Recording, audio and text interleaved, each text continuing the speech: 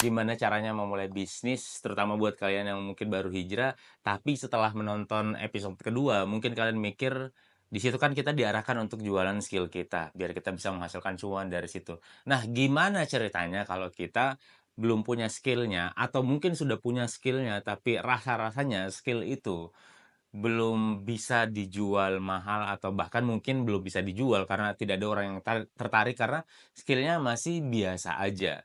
Nah, jadi teman-teman, skill yang bisa dijual itu bukan cuma skill kita, tapi skill orang lain. Nah, di sini yang jadi tantangan adalah ada orang yang mungkin di luar sana membutuhkan sesuatu dari masalah dia, butuh solusi. Nah, tapi kita ini tidak punya skillnya, tidak bisa bantuin mereka secara langsung. Nah, itu mungkin yang jadi tantangan kalian. Nah, solusinya adalah cari orang lain yang bisa membantu mereka. Kalian yang jadi perantaranya, kita yang jadi perantaranya. Nah, jadi kita mempertemukan si orang itu, misalnya kalau dia pengusaha, terus kita carikan orang yang bisa bantuin dia, seperti itu. Jadi, contoh misalnya teman-teman waktu pandemi kemarin, beberapa tahun yang lalu, itu kita kan semua, mungkin tidak semua, tapi kita kebanyakan banyak yang jatuh sejatuh-jatuhnya waktu itu, termasuk saya juga pribadi. Bahkan mungkin sebelum pandemi saya sudah jatuh. Nah, tapi di pas pandemi kemarin, itu saya ketemu satu momentum breakthrough waktu itu. Karena di situ saya lihat peluang, banyak sekali ternyata pengusaha yang waktu pandemi mereka jatuh dan mereka panik. Nah, kalau bedanya sama saya juga jatuh waktu itu, tapi saya tidak begitu panik. Kenapa? Karena alhamdulillah saya ngerti marketing, jadi saya masih bisa melihat peluang-peluang, termasuk yang saya mau sampaikan ini. Jadi waktu itu, banyak sekali pengusaha-pengusaha yang kebingungan karena bisnisnya lagi drop. Nah, dan mereka akhirnya berusaha untuk evaluasi, alhamdulillah karena momentum itu mereka jadi mau belajar. Nah, waktu itu mereka berusaha untuk evaluasi dan mencari tahu apa yang harus mereka lakukan di momen itu. Jadi sebagian mereka berpikir kalau mereka membutuhkan orang marketing dan orang-orang yang bisa bikin konten waktu itu. Nah, saya waktu itu, ya alhamdulillah mengerti marketingnya, tapi saya tidak jago bikin kontennya. Saya bisa bikin konten seperti ini, tapi untuk kebutuhan bisnis, saya juga merasa skill konten saya biasa aja sebenarnya teman-teman. Nah, jadi waktu itu saya berusaha mencari klien yang, saya rasa butuh, jasa saya dan konten kreator waktu itu. Jadi, yang saya lakukan waktu itu, saya bikin konten, saya bikin akun Instagram baru, terus saya bikin konten tentang, marketing untuk UKM, terutama di masa-masa pandemi, dan akhirnya dari konten itu ada orang yang tertarik. Bukan kliennya langsung, tapi ada teman, ini pun bukan teman dekat, inilah mungkin, alhamdulillah kita bikin kontennya, bukan teman dekat, tapi dari teman itu, dia punya klien yang bisnisnya juga membutuhkan jasa-jasa konten kreator, dan akhirnya dia, ngajak saya untuk ngobrol sama si kliennya dia. Dan akhirnya kita janjian lah. Terus kita janjian di kafe waktu itu sambil makan siang. Nah, fun fact-nya teman-teman waktu itu, saya kan berusaha untuk, background check si kliennya teman ini, terus saya cari tahu ternyata dia pengusaha yang lumayan bisnisnya lumayan besar lah. Dan akhirnya karena saya lihat bisnisnya bagus, saya juga diajak diajak meeting di tempat yang tidak seperti klien-klien yang lainnya biasanya. Nah, akhirnya saya waktu itu berusaha untuk, mirroring atau berusaha untuk matching sama si calon klien itu. Apa yang saya lakukan, saya cari, distro distro untuk beli kemeja atau jaket lah waktu itu. Karena saya berusaha menyesuaikan diri. Nah, oke lah, saya sebelum ke kafe itu saya singgah ke distro dulu beli, jaket, terus ngobrol sampai ke kafe itu, dan ternyata teman-teman di kafe itu, si pengusaha itu ternyata dia lebih santai ternyata. Dia ibu-ibu pakai daster, timnya pakai kaos, sudah seperti itu. Ternyata saya yang salah kostum. Ternyata orang-orang yang beneran besar dan kaya, ya sesantai itu ternyata.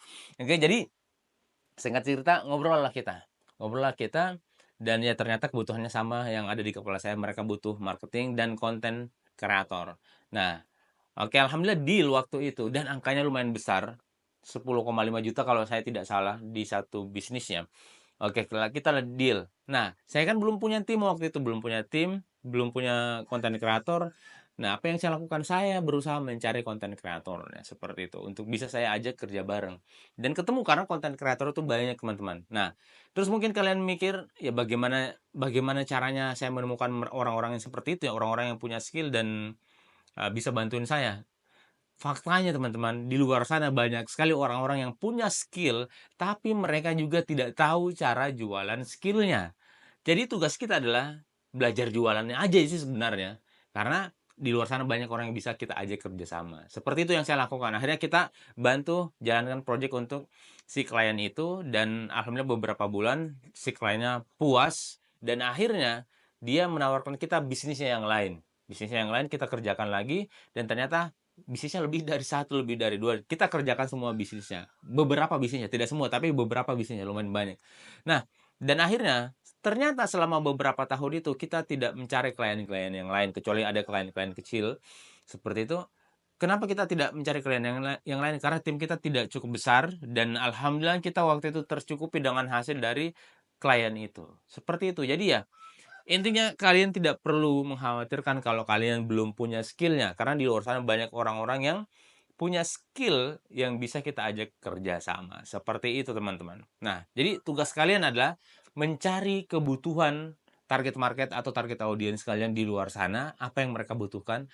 Terus kalau kalian tidak punya skillnya, cari orang lain yang punya skill itu dan ajak mereka kerja sama. Seperti itu. Masih ada tantangan lagi. Mungkin kalian akan mikir, ya gimana kalau saya tidak bisa mencari calon klien? Teman-teman, saya bapak-bapak yang introvert. Saking introvertnya, konten ini saya rekam pas 2 hari setelah Lebaran. Orang-orang di rumah semua mudik. Dan setiap tahun saya biasanya seperti ini. Saya tidak berani bergaul, saya tidak berani ngumpul sama banyak orang, kecuali orang-orang yang sudah saya kenal dengan baik. Seperti itu, saya tidak berani, dulunya saya tidak berani berbicara depan umum, ngomong depan kamera seperti saya tidak berani, tapi akhirnya bisa juga. Tapi ya masih introvert juga, karena saya masih tidak bisa dengan keramaian, seperti itu. Saya rasa kalian masih lebih baik dibandingkan dengan saya, dan harusnya kalian bisa. Nah, bikin konten yang biasa aja di sosmed tapi konsisten, insya Allah akan ketemu juga. Karena algoritma itu akan mempertemukan kita sama audiens yang semisal dengan kita, yang minatnya sama dengan kita, seperti itu. Jadi tugas kalian seperti itu, cari orang-orang yang membutuhkan sesuatu, apapun itu, yang selama itu baik dan bisa dikonversi menjadi cuan, ya gas aja, nggak usah gengsi dulu lah teman-teman. Di kondisi saat ini, kalian itu butuh, jadi tidak usah gengsi dulu. Nanti baru bergengsi kalau sudah punya hasil, seperti itu. Tidak usah pikirkan alat-alat yang harus canggih dulu, tidak usah teman-teman. Mulai dari HP yang kalian punya, laptop yang kalian punya, bikin kontennya supaya orang-orang tertarik melirik kalian, seperti itu. Kalau kita bicara tentang digital ya, salah satu penyebab paling besar adalah kalian harus bikin konten supaya kalian bisa dilirik. Nanti kalau sudah menghasilkan baru bikin konten yang lebih bagus, dibantu kreator lain, baru beriklan biar makin banyak kliennya. Nah, tugas kalian cuma itu, bikin konten supaya orang tertarik. Kalau orang tertarik, cari orang lain yang bisa bantuin kalian kerja bareng. Terus habis itu evaluasi layanan kalian. Nah, apa yang harus diimprove lagi, apa yang harus dibenahi lagi sampai klien yang satu ini terpuaskan, baru cari klien 2 3, minimal sampai 5 dulu.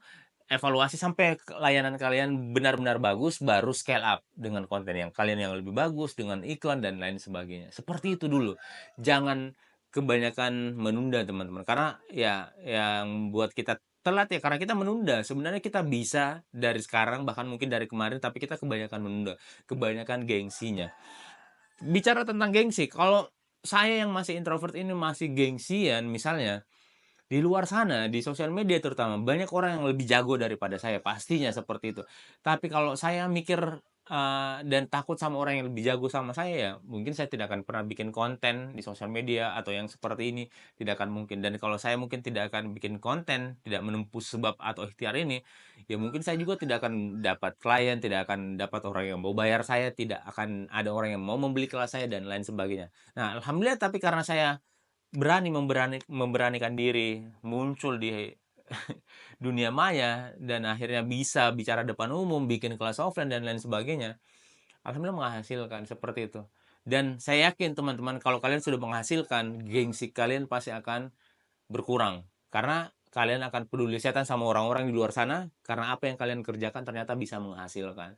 Seperti itu dulu mungkin yang bisa saya sampaikan di episode ketiga ini, dan insya Allah kita akan bahas selanjutnya lagi di episode keempat.